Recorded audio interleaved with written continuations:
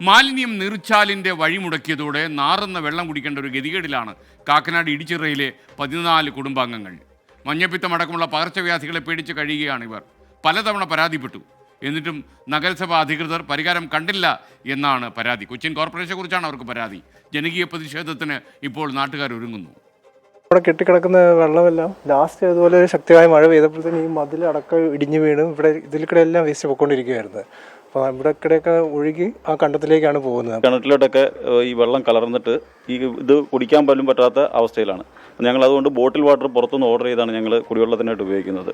വെറും മാലിന്യമല്ല, മൂക്ക് പൊത്താതെ ഇവിടെ നിൽക്കാൻ കഴിയാത്ത സാഹചര്യം.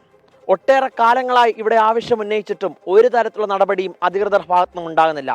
2 സ്കൂളുകളുണ്ട്, 14 കുടുംബങ്ങളുണ്ട്. ഇവർക്കാർക്കും ഇവിടെ നിക്കക്കണ്ണിയില്ലാത്ത സ്ഥിതി.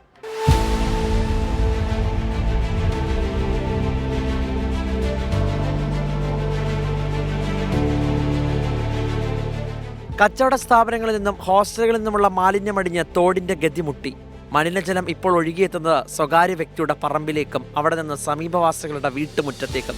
14 കുടുംബങ്ങളാണ് ദുരിതം അനുഭവിക്കുന്നത്. ഈ ഓടയിലേക്ക് തൊട്ടടുത്തുള്ള ഹോസ്റ്റൽ, ഒരു 3ഓളം ഹോസ്റ്റൽ, ഒരു 6ഓളം വരുന്ന ഹോട്ടലും അവരുടെ ഡ്രെയിനേജ് കൊണ്ട് കണക്ട് ചെയ്തിരിക്കുകയാണ്. ഒരു 3 കിണർ പോലെ അതിനകത്ത് വന്ന് മാലിന്യം അടിഞ്ഞുകൂടിയിരിക്കുകയാണ്.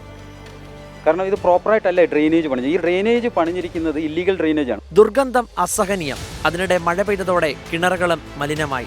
വെള്ളം കുടിക്കാനോ കുളിക്കാനോ പോയിട്ട് പാത്രം കഴുകാൻ പോലും ഉപയോഗിക്കാൻ കഴിയാത്ത അവസ്ഥ. തൃക്കാക്കര നഗരസഭയുടെ കെടുകാര്യസ്ഥതയാണ് പ്രശ്നത്തിന് കാരണമെന്നും പലതവണ പരാതി നൽകിയിട്ടും ഉദ്യോഗസ്ഥർ ഇടപെടുന്നില്ലെന്നും ആക്ഷേപമുണ്ട്.